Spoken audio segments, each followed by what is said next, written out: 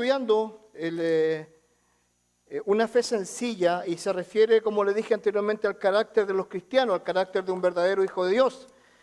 Mateo capítulo 5 está lleno, pero lleno de esa fe sencilla que nos habla la Biblia. Y una de las cosas que me llama la atención de Mateo capítulo 5 es que capítulo 5, 6 y 7 nos va presentando a nosotros cómo deberíamos ser nosotros los creyentes, cómo deberíamos ser los hijos de Dios. No sé si a ustedes les ha llamado la atención, pero últimamente mundialmente ya han pasado cosas en nuestro mundo que realmente que nos llevan a pensar. Ejemplo, Norcorea, Estados Unidos, Rusia, China, México, Chile, Ecuador, Bolivia, Uruguay no, Argentina. Y tiene que ver con el tema de que los países tienen gobernantes o personas que van liderando sus países de forma diferentes. Algunos mejores que otros, algunos más malos que otros. Y el día de hoy yo quiero hablar acerca del verdadero poder.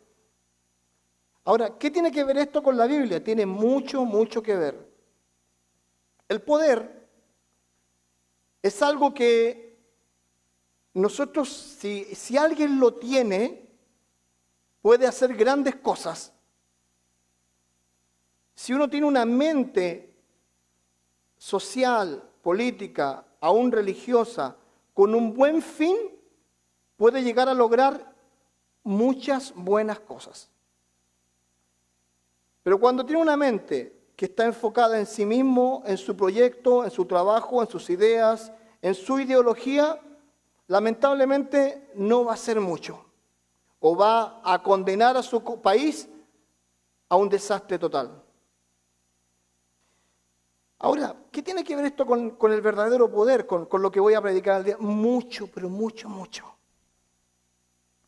Cuando el Señor Jesucristo comenzó su ministerio, imagínate, Él era hijo de un carpintero, hijo de una madre soltera, las cosas como son en ese momento. Era una persona que había posiblemente trabajado y se había dedicado a la carpintería por muchos años. Pero Él comienza a hablar. Y no solo comienza a hablar, sino que comienza a hacer milagros. La gente lo comienza a observar y la gente lo comienza a seguir. Pero hay dos grupos de personas que lo siguen sigilosamente y que siempre estaban cerca de Él. Que eran dos grupos religiosos. Los fariseos y los saduceos. Los fariseos era un grupo religioso que era un grupo que se formó el año 400 antes de Cristo, y del 400 antes de Cristo hasta el 25 después de Cristo se le llamó el tiempo del oscurantismo, el tiempo donde Dios dejó de hablar a Israel. En ese momento se crean dos grupos religiosos, fariseo y saduceo. El fariseo crea sinagogas, pequeños lugares de adoración y de enseñanza bíblica. Pero el fariseo se dio cuenta de algo. Se dio cuenta de que ellos estaban o tenían en cierta forma el poder de poder manipular la vida de la gente a través de la religión. Fue así que ellos tomaron los 10 mandamientos, tomaron las escrituras de los profetas y comenzaron a manipular a la gente colocando leyes sobre leyes sobre leyes sobre leyes. ¿Y eso a qué lo llevó? A ellos a tener un poder absoluto, un poder religioso, político y social, porque su voz era escuchada en todos los lugares. Cuando esto sucede, obviamente ellos tenían un cierto estatus que cuidar. Y viene un hombre carpintero, como dije anteriormente, hijo de un carpintero y de una mamá soltera, que viene con un mensaje diferente. Pero hay otro grupo religioso que se llama los saduceos. Esta gente no creía en el Antiguo Testamento, no creía en los profetas, no creía en los ángeles, no creía en la resurrección, no creía en nada de eso, solamente creían en los 10 mandamientos. Pero este grupo religioso estaba dedicado a trabajar con la gente rica, con los poderosos. A ellos no les importaba tener el poder sobre la gente pequeña, a ellos le importaba tener el poder sobre la gente rica.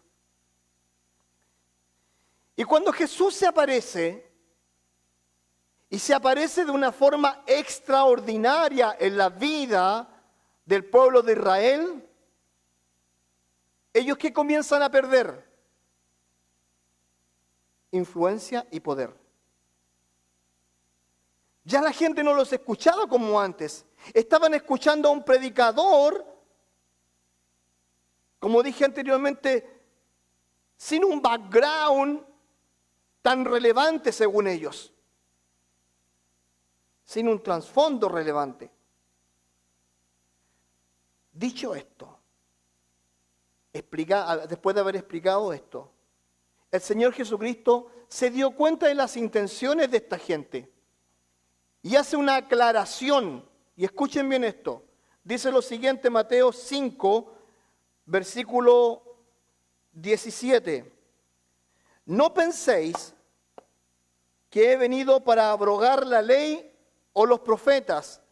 No he venido para abrogar la ley, sino para cumplirla. Sino para cumplir la ley. Jesús comienza haciendo esta aclaración ya que él conocía que estos ciertos grupos religiosos, fariseos y saduceos, lo estaban probando, estaban esperando que Cristo se fuera en contra de la ley de Dios y así poder juzgarlo. ¿Se acuerdan cuando una mujer es sorprendida en un acto de adulterio? ¿Se acuerdan de eso? ¿Qué es lo que dicen ellos? Dicen, esta mujer ha sido sorprendida en el acto mismo de adulterio. Y la ley nos dice que hay que apedrearla. ¿Tú qué dices? Si la apedreaban, era un crimen porque ellos estaban bajo Roma.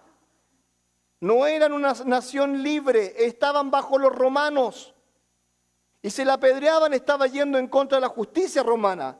Pero si no la apedreaban, ¿qué decía? Tú estás yendo en contra de la ley. Porque Moisés nos dijo, hay que apedrearla. Por lo tanto, siempre lo estaban probando. Y el Señor Jesucristo le dice, no penséis que he venido para abrogar la ley. No, ni a los profetas. No he venido para eso, sino para cumplirla. Ahora, el término que se usa abrogar es destruir, hacer pedazos, deshacer, anular. Él no había venido para eso.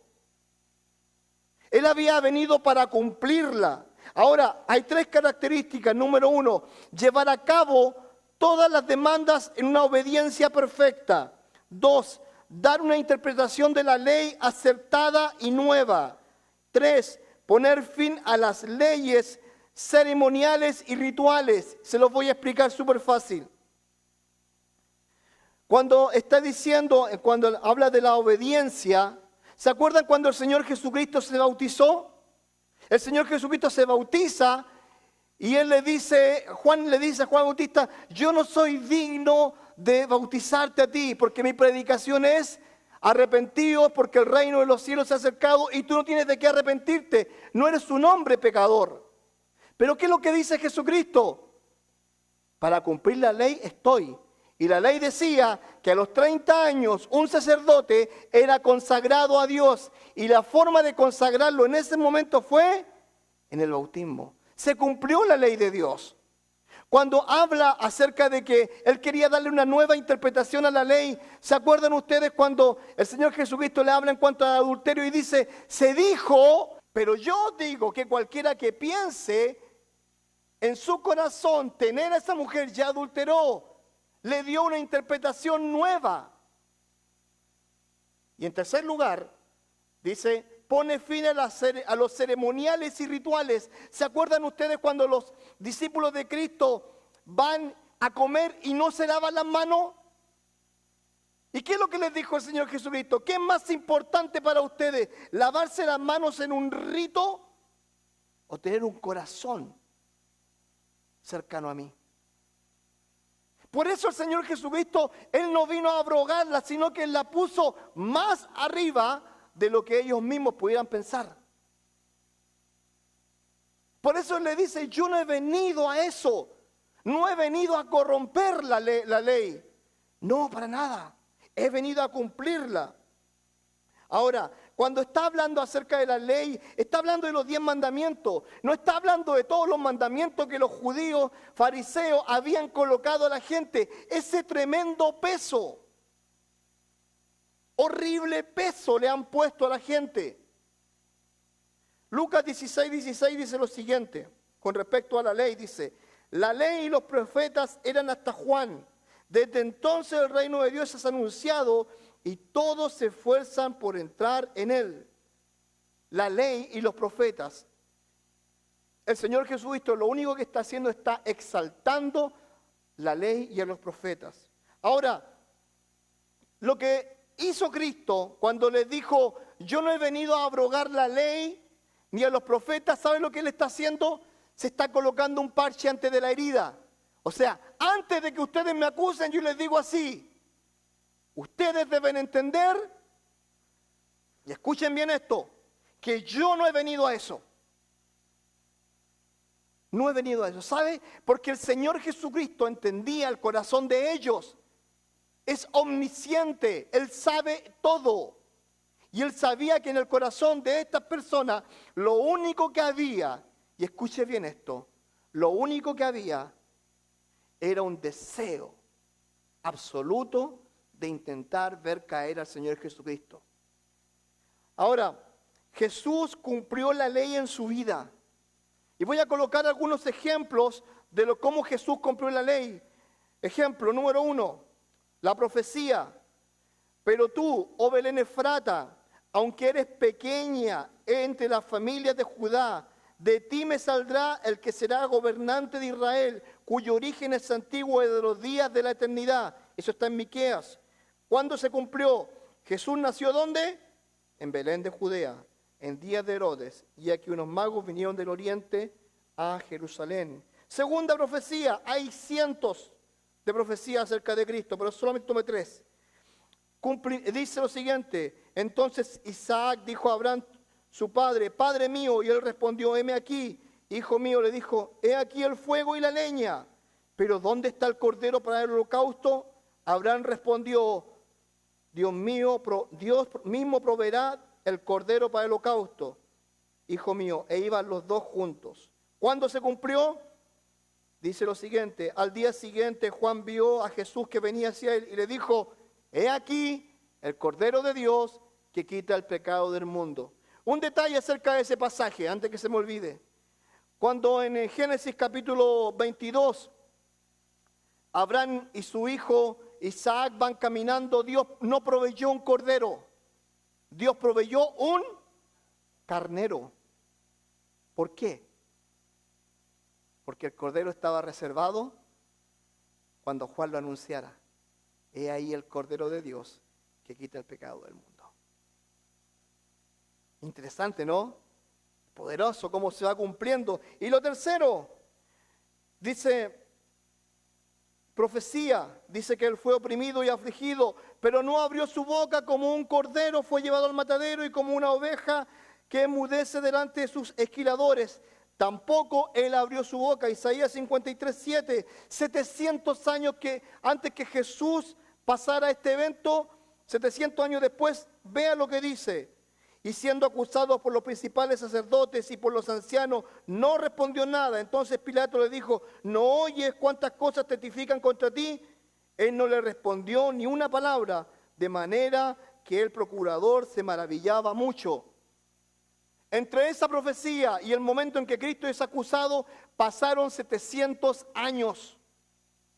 O sea, Él no vino a abrogar la ley, la vino a elevar, pero no las leyes de los fariseos, sino la ley de verdad. Y en segundo lugar, Él está diciendo que en su vida se iba a cumplir la ley, en su vida se iban a cumplir las escrituras.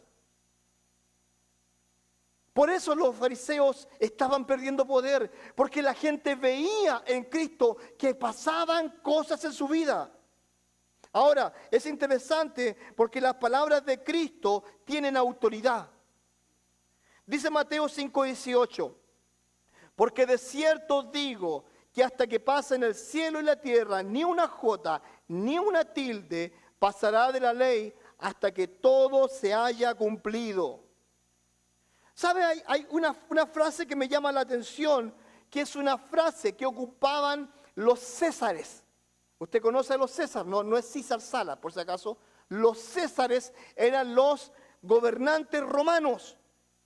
Y los gobernantes romanos ocupaban una frase para poner su autoridad y que su palabra sea escuchada. ¿Sabe cuál era esa palabra?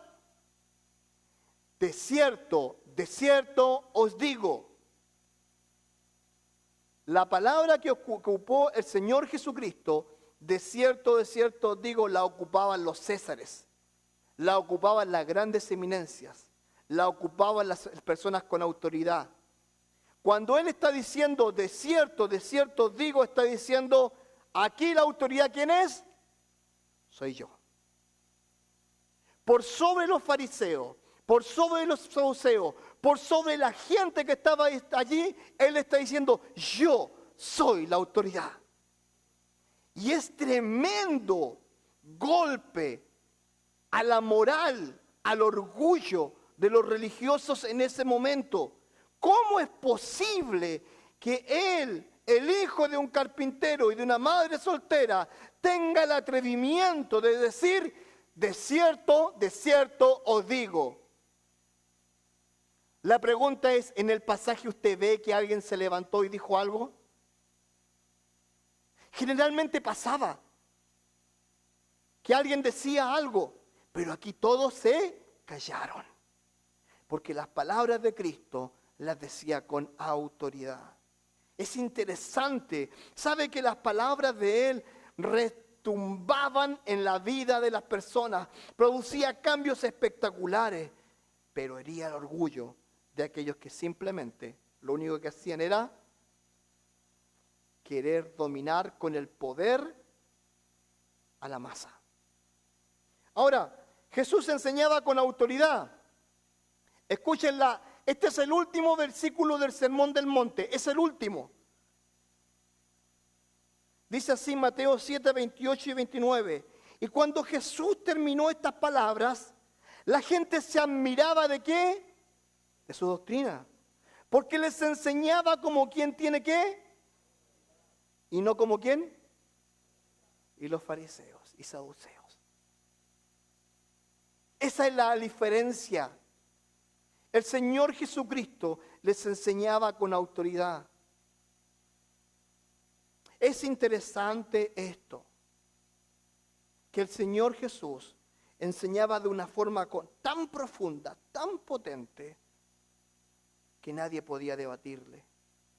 ¿Sabe que para que al Señor Jesucristo lo acusaran de algo, ¿sabe lo que tuvieron que hacer los fariseos? Tuvieron que inventar una mentira. ¿Cuál era la mentira?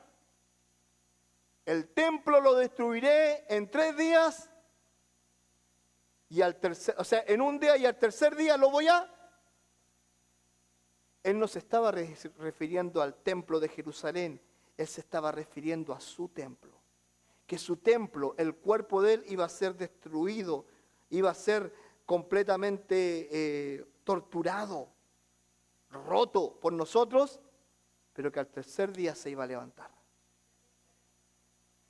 Pero ellos inventaron una mentira, porque nadie podía dudar de la persona de Cristo. Ahora, ¿por qué Cristo marcaba esas diferencias con los fariseos y con los líderes religiosos? Ahí les puse un cuadro para que lo puedan ver. Los fariseos, número 1, era algo externo. Lo de Cristo era algo interno. Los fariseos eran la apariencia externa, Cristo era la justicia del corazón. Ellos fabricaban su propia justicia, Jesús tenía la justicia genuina a través del Espíritu Santo. La justicia, la que ocupaban los fariseos, era para agradar al hombre, Jesús para agradar a Dios. Luego dice, resultaba en soberbia y en Jesús resultaba en humildad. Un ejemplo en cuanto a la justicia para agradar al hombre. ¿Se acuerdan cuando los judíos fariseos llevan a Jesús delante de Pilato. ¿Y saben cómo se presentan ellos? Le dicen: tú, Altísimo Pilato, nuestra autoridad. Se vendieron al sistema. Se doblegaron sus rodillas ante un miserable como Pilato.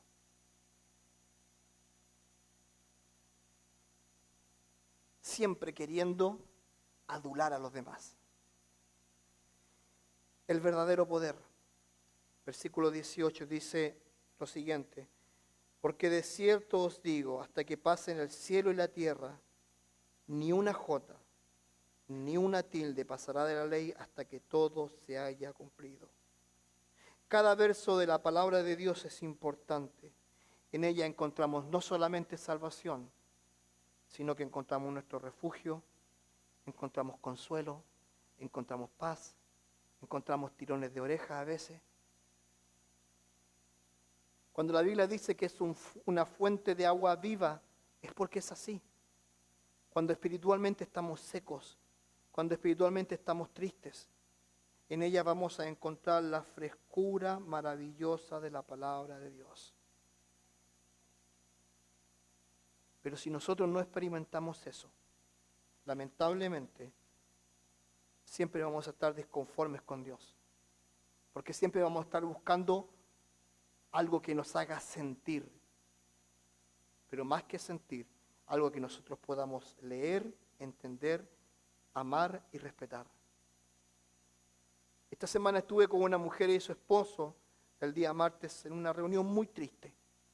Muy, muy triste. Tuve casi 3 horas con ellos. Y lo único que yo les podía decir es: vuelvan a Dios.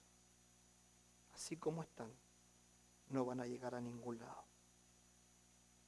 Ustedes dejaron a Dios y ahora Él quiere que ustedes vuelvan. Y era la única solución en ese momento. Ahora, cada verso, cada palabra, cuando dice que ni una jota ni una tilde pasarán, ¿sabe a lo que se está refiriendo? Se está refiriendo a que nada, la jota o la jota y la tilde eran las palabras o las letras más pequeñas del abecedario griego.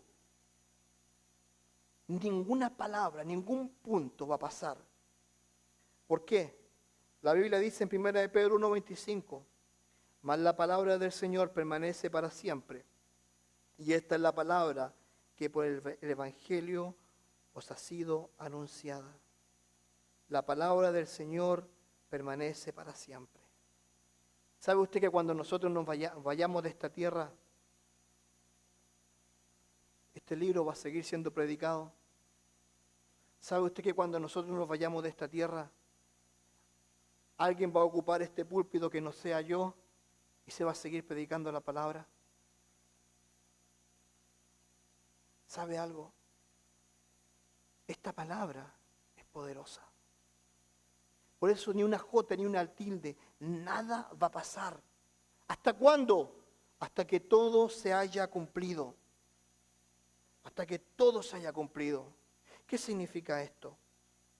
¿Sabe? Esta frase es muy importante porque nos hace entender que la palabra de Dios aún estará, ¿sabe? Presente. ¿Sabe dónde? ¿Sabe? En el cielo. ¿Cómo es eso, pastor? ¿Sí? Dice la Biblia que cuando nosotros seamos arrebatados en un abrir y cerrar de ojos, los que hemos creído en Cristo,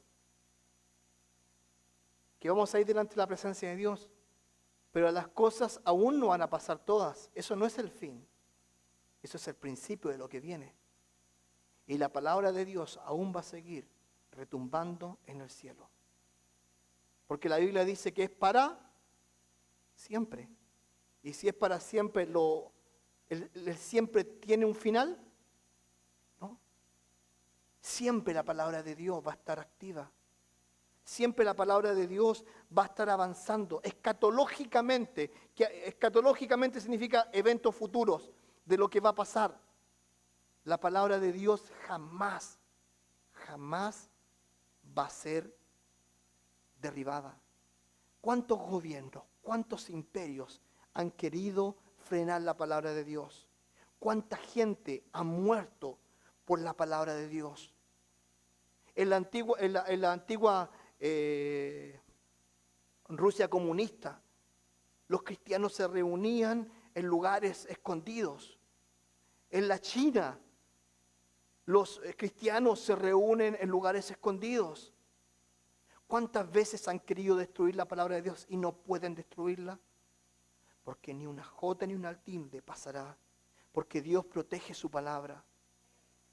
¿Cuántos hombres existen hoy en el mundo que trafican Biblias, que llevan Biblias a otros lugares, que arriesgan sus vidas por llevar Biblias? Hace poco atrás, ¿cuántos de ustedes han ido a New Paris? Hay una imprenta que se llama Missionary World Press. ¿Cuántos han ido alguna vez? ¿Cuántos han tenido un tour ahí? ¿Han tenido un tour? ¿Han tenido un tour? Ok, yo fui para allá. ¿Sabe usted que esa organización nació hace 50 años porque unos misioneros que estaban en África no tenían tratados para entregarle a la gente? No sabían la lengua, el guajiri. Y sabe que cuando vinieron acá, ellos se instalaron y empezaron a imprimir. ¿Y sabe cuál era su oración? Era hacer 76,000 tratados en un año. Hoy en día, esos hermanos en esa imprenta hacen 76,000 tratados al día. 5.8 millones de tratados salen mes a mes. $12,500 semanales se gastan en shipping. Más de 40 trabajadores están ahí trabajando a tiempo completo.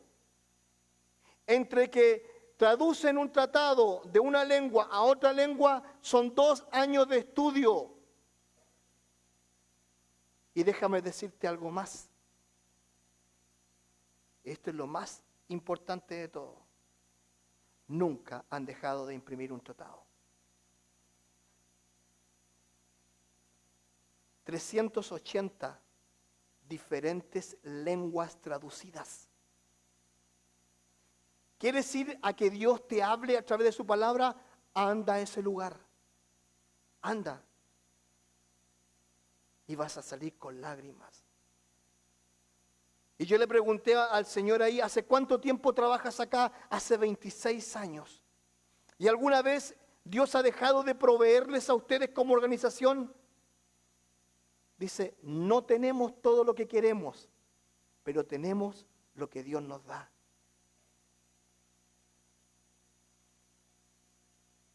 ¿Te imaginas eso?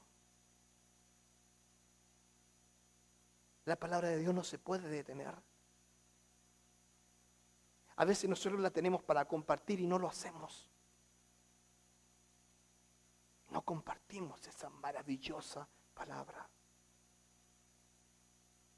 Hablamos de experiencias, pero no compartimos y no la vivimos.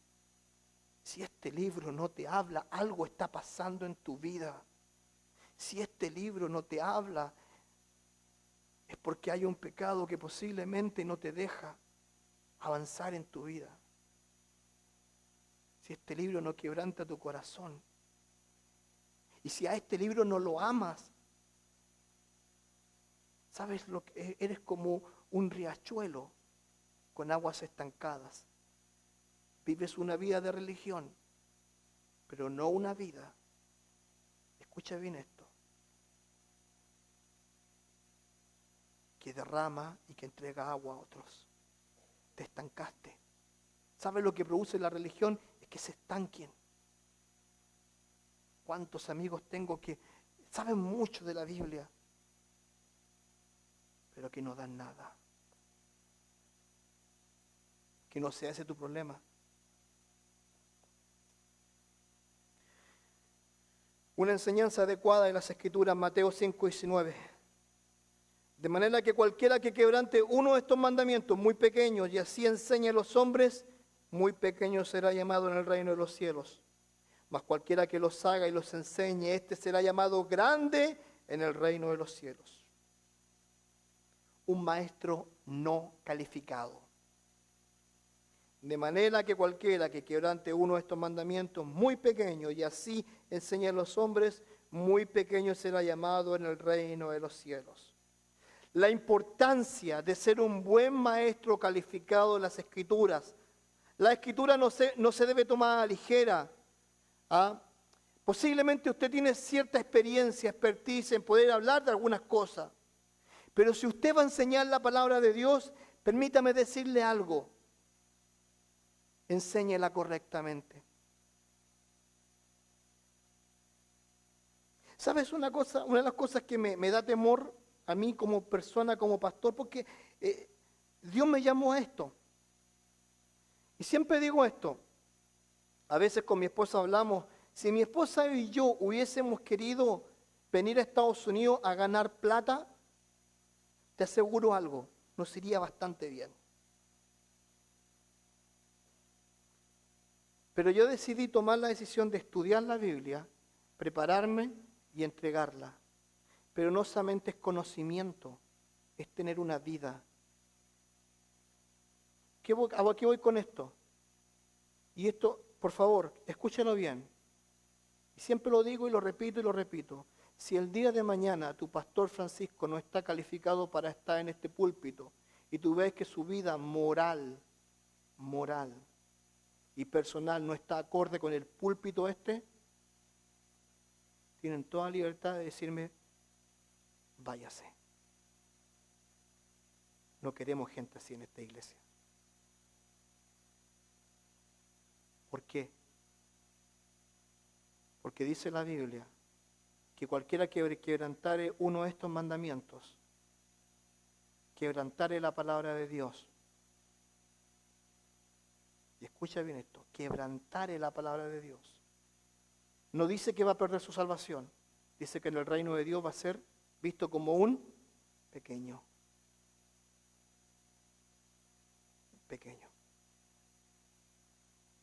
Moralmente, para estar en este púlpito, debe estar acorde con Dios. No puedes hacerlo sin eso. Es una gran responsabilidad.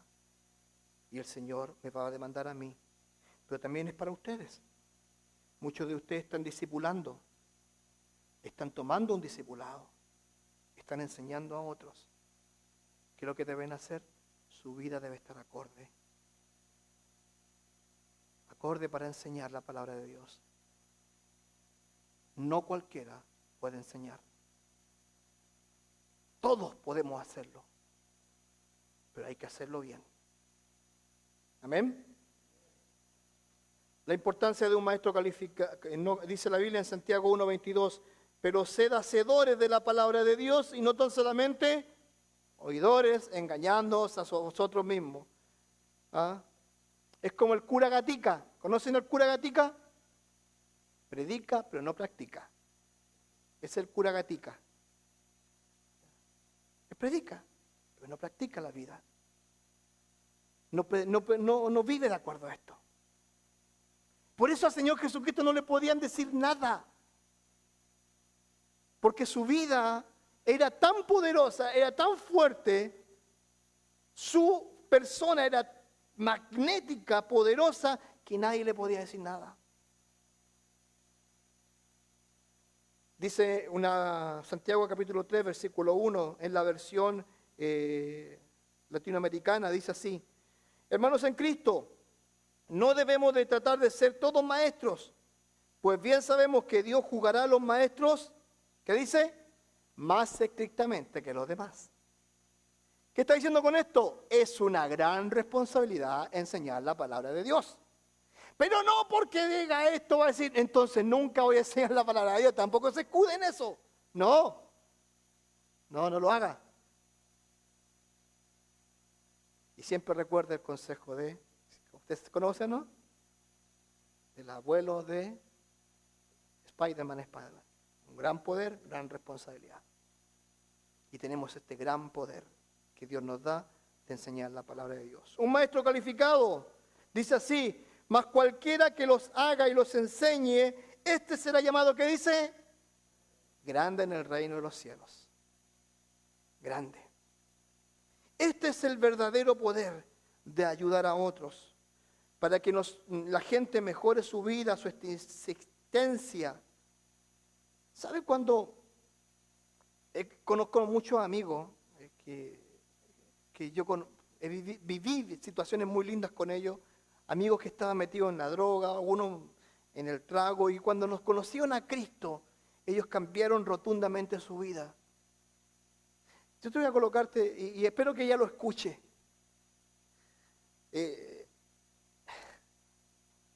Al lado de mi casa hay una mujer, y yo sé que lo va a ver esto ella, se llama María Campos Jorquera. Y su esposo se llama Enrique Campos, y ella María Jorquera. Lo digo con nombre y apellido. A ella se le conocía como María la Brava. Imagínate. O sea, de su boca, de 10 palabras, 12 eran groserías. Y el marido era conocido como el Chirigua. El Chirigua. Bueno, para el trago. Y nuestras casas están pareadas, una al lado de la otra. Viernes, sábado y domingo, fiesta, tomatera, peleas grandes. No podíamos dormir, años así. Mi mamá enferma de los nervios, yo enferma de los nervios. Mi cabecera daba con el living de ellos. Dios, terrible. Años sufriendo, peleando. ¿Ya hasta cuándo? Golpeando la pared porque era de internet, ¿cómo es? Era se escuchaba todo. Un día llevé a mi casa, me conseguí una tele grande, esas grandotas así.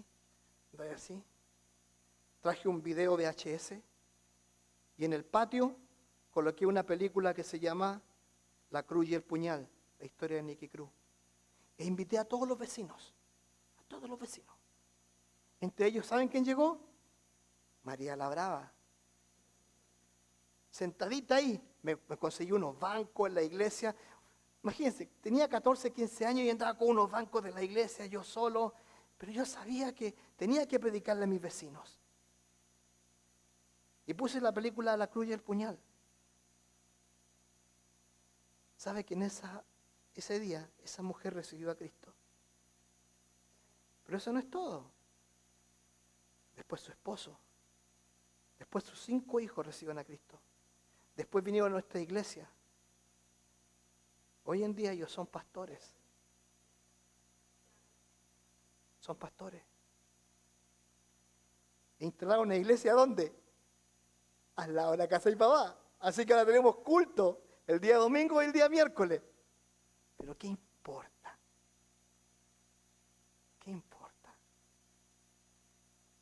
¿Sabe algo? Cuando el poder de Dios transforma a través de este libro,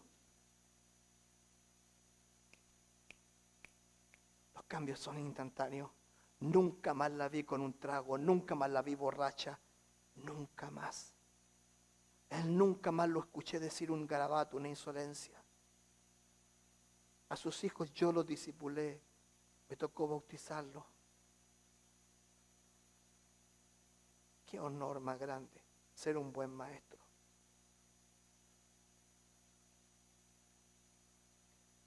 Esa es la grandeza de ser un verdadero maestro calificado.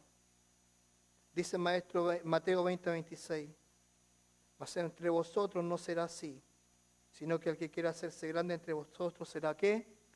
Vuestro servidor. ¿Sabe que la grandeza de ser un siervo de Dios es esa? Ser un servidor. Ser un servidor. Ya terminando, la gran diferencia entre Jesús y los fariseos. Mas os digo esto, que si vuestra justicia no fuere mayor que la de los escribas y fariseos, no entraréis en el reino de los cielos. ¿Sabe lo que está diciendo acá? La religión que ellos están teniendo no te salva. sus reglas no te salvan. Todo lo que puedan ellos decir, ellos no los salva. Porque la religión no salva. Es la relación que nosotros podamos tener con Cristo Jesús. Eso es todo.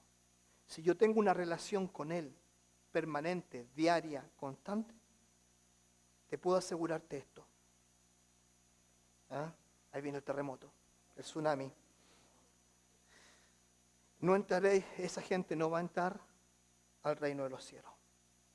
Por eso siempre te hablo de una relación, nunca te hablo de una religión, nunca te hablo de eso.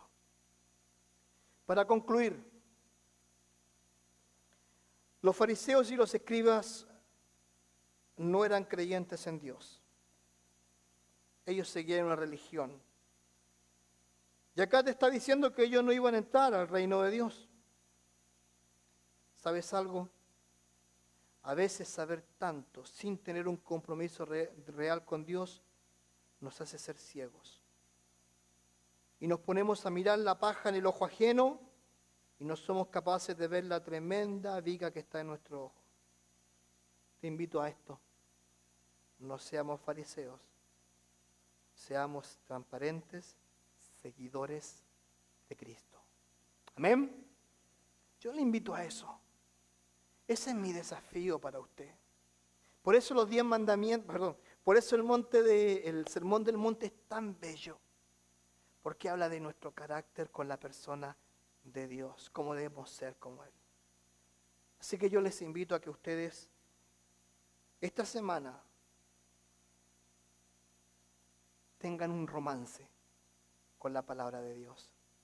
Reencuéntrese con ella. Gaste tiempo, 15, 20 minutos antes de salir al trabajo, tome su Biblia y comience a leerla. Yo manejo 2 veces a la semana 640 millas cada día. Te digo lo que más me gusta, voy escuchando mis sermones, voy escuchando mi música, detengo mi auto, tengo mi Biblia en mi celular, voy leyendo algún pasaje.